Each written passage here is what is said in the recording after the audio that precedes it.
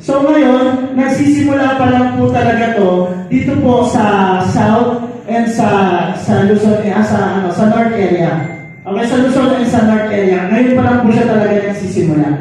Sabi nga po niya, na may event po kami ng October, ang trade expert po ay nagsisimula pa lamang. So, palakpakan niyo po ulit siya.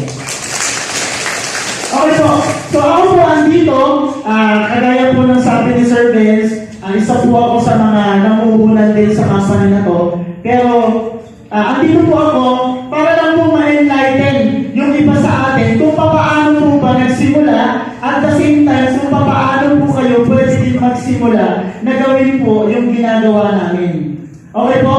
So, before po yan lahat nagsimula, si chairman po mismo, ang background po ng chairman natin, ang pinakamayari natin, sige lang, brother, pasuyo lang. Okay, before